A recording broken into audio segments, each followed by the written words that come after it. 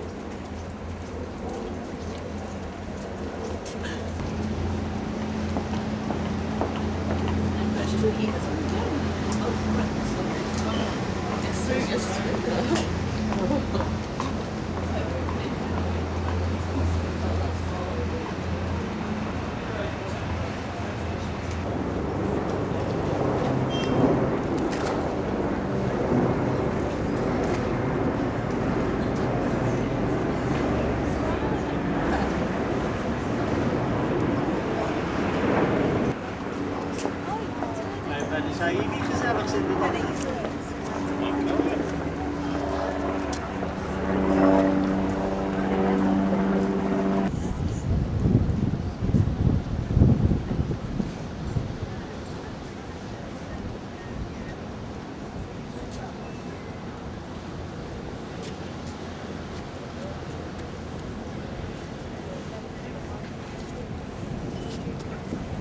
Would you like?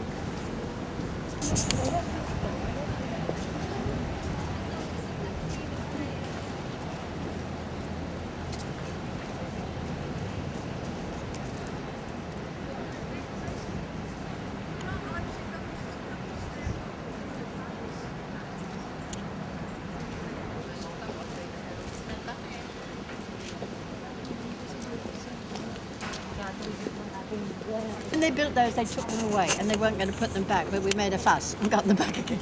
Oh, what? Were you resident round here? Yes. Yeah? But they were here before they built this, yes. Yeah, probably, you know, from the old dock heritage. The chap had him in his garden down in Essex, one of the directors.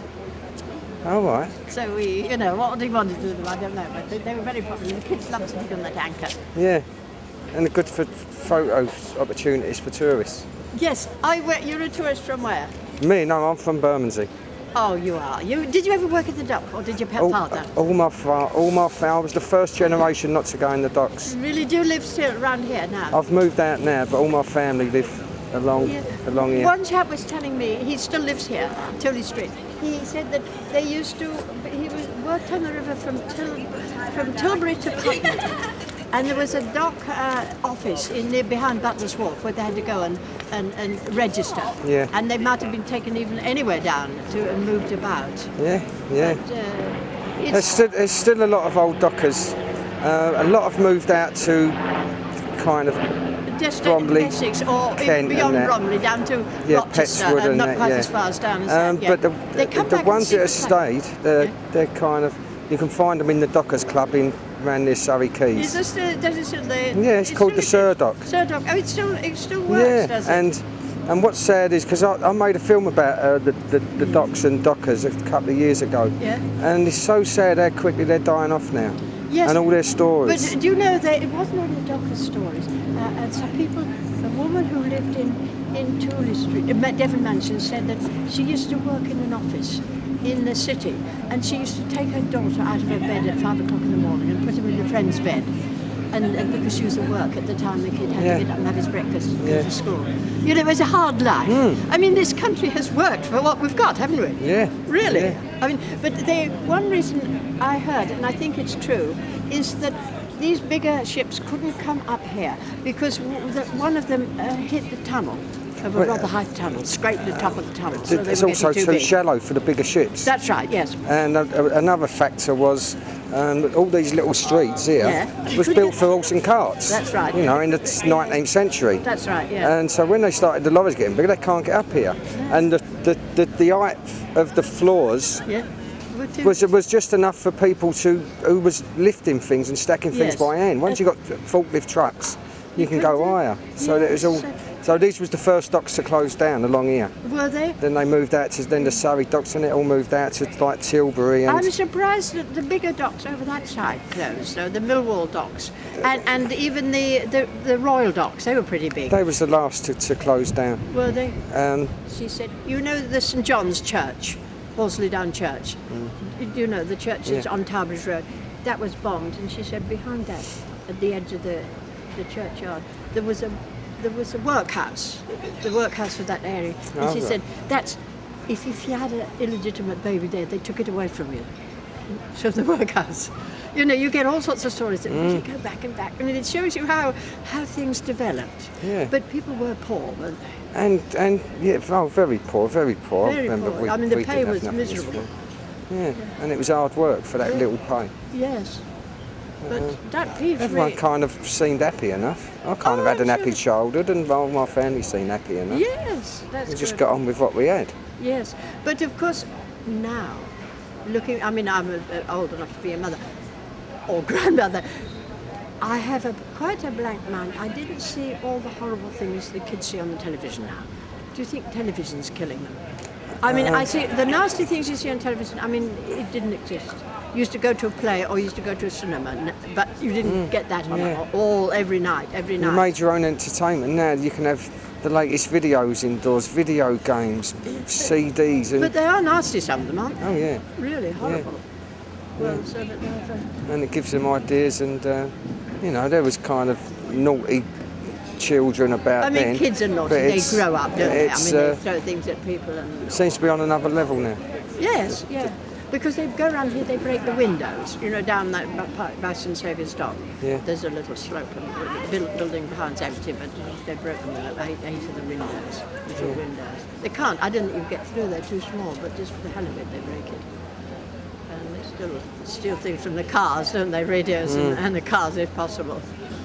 But you know, I'm interested in the docks because I don't know if you knew, but they were bringing up coal in the 1300s, and there's, you know, it's recorded. Somebody has written a book on it recently, and she said that they used the coal to burn the lime in the kilns, and the people didn't like the smell of the coal; they preferred the smell of the wood. So that long ago, but whether the coal came from the Kentish coalfields, which are down beyond Rochester, or whether they came all the way from Newcastle, I don't know. It's quite possible that they did come all the way from Newcastle. So it has been a very busy area for London, always. It's only in the last 15, 20 years that there's no kind of real river work. No, it's sad, isn't it? Yeah. You know the tunnel then, you've been to the tunnel. Oh yeah. And have you been to the museum? What one? The tunnel museum. It's open It's open on, the engine house. Get yes, any friends to go. It's open on a Saturday and Sunday, 1 to 5, and it's run by volunteers. If you want to be a volunteer, if you've got time, I mean. Well, I'd live too far out now. Yes, okay. But it's all part of history, isn't it? Yeah. Because it had terrible trouble. It was closed for 7 years because they hadn't any money to finish it. The river got in, and the river at that time was a sewer, and the people got ill.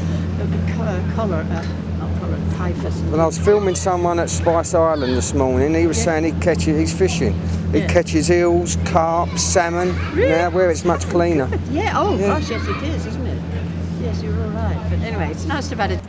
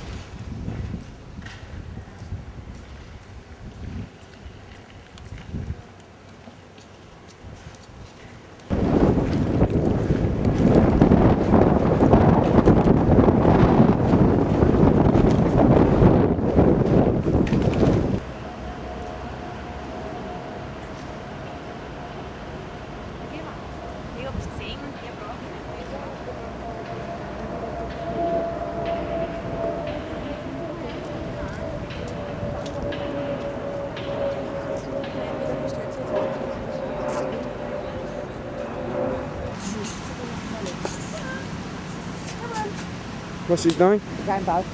Why is it?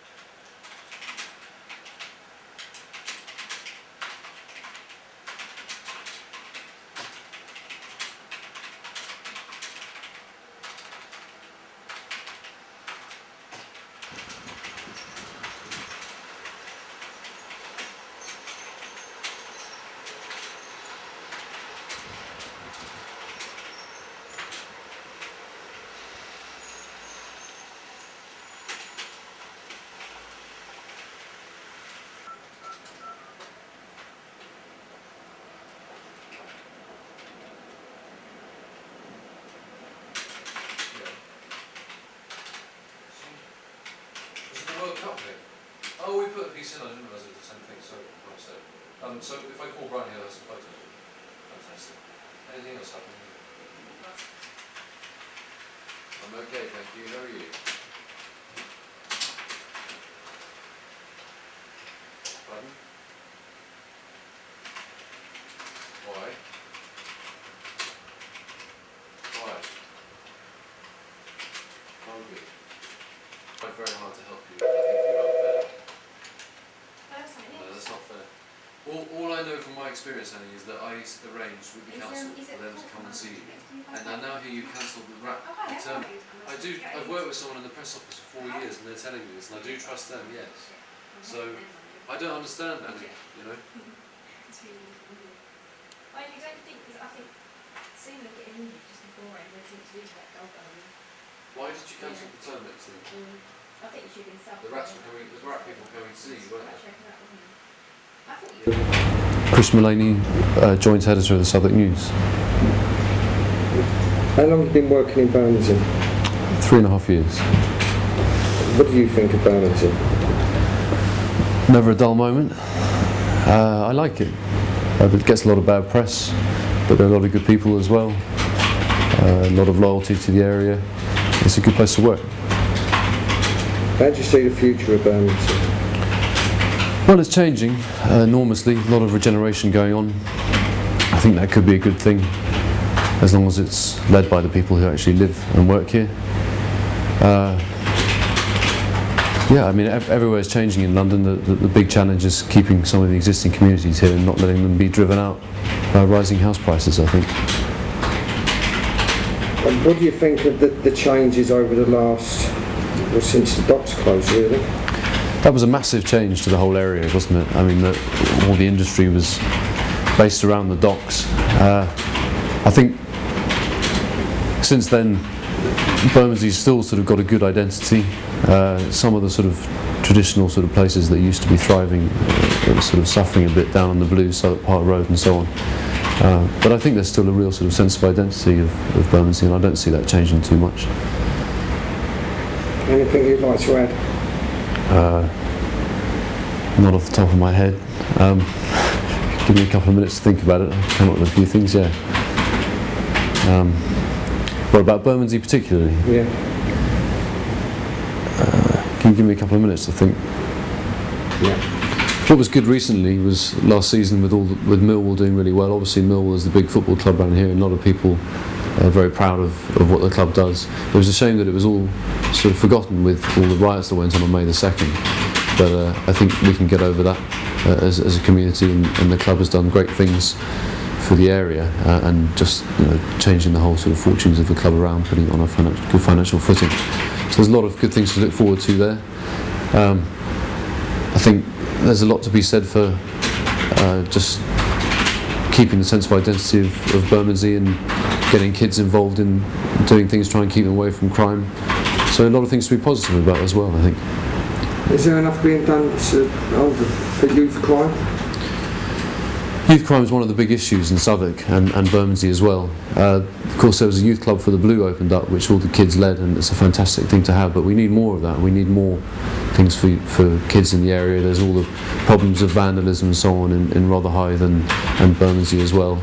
And a lot of it boils down to just kids not having enough to do, or even not being aware of the things that are on offer. So I think that's something that really has to be looked at, and it has to be a priority for the area, because it affects not just young people, but obviously it affects all people living in the area. Great. Tonight. Oh yeah. When I used to go to the youth clubs around here, and it's just the same. It's like their whole purpose is to drive the staff mad, I think. Yeah. Like pushing boundaries and all the breaking all the rules. Yeah. And I think if they had loads of really good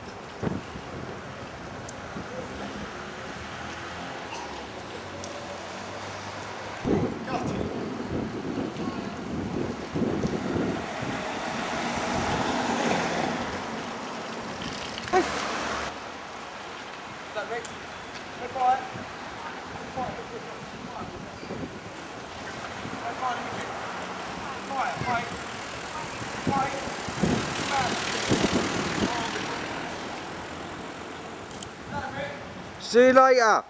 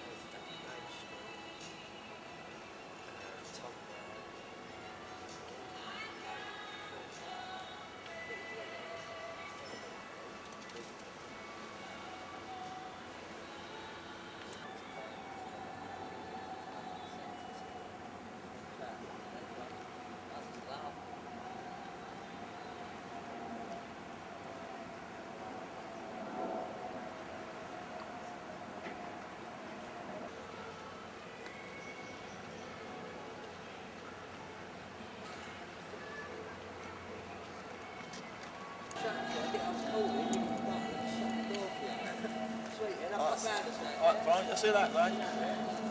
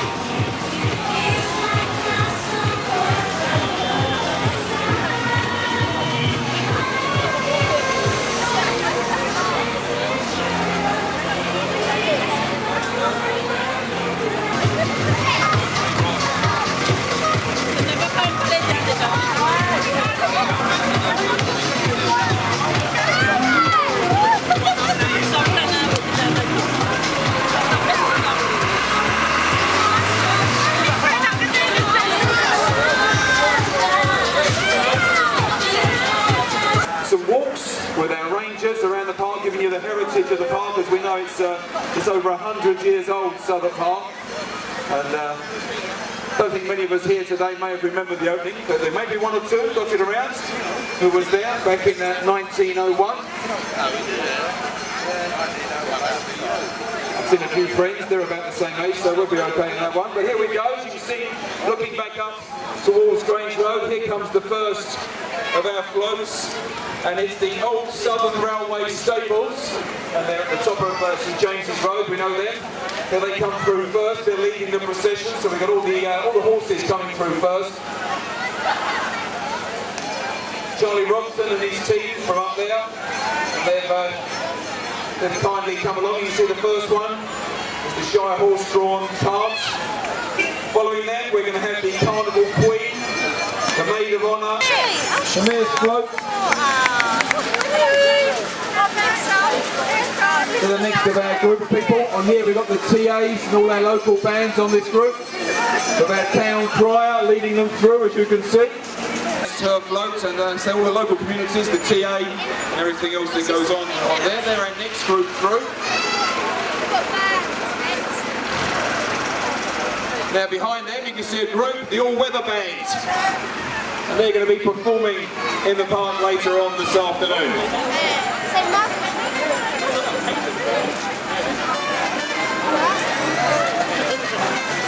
How are you, sir?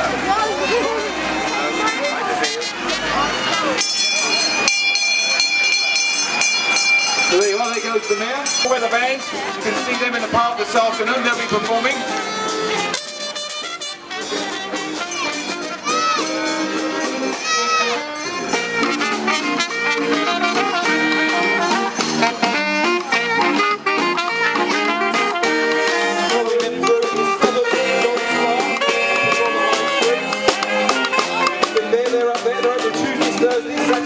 Sundays on the go along.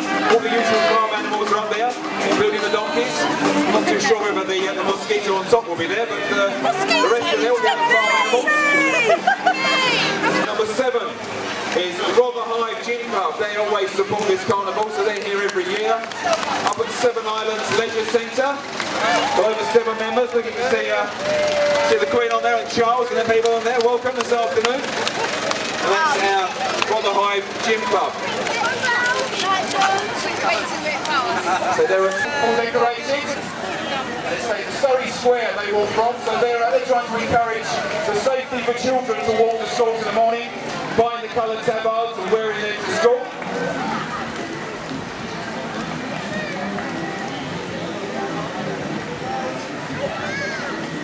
They've done a brave job, walked all the way past it. They'll be in the park this afternoon with their heritage walks.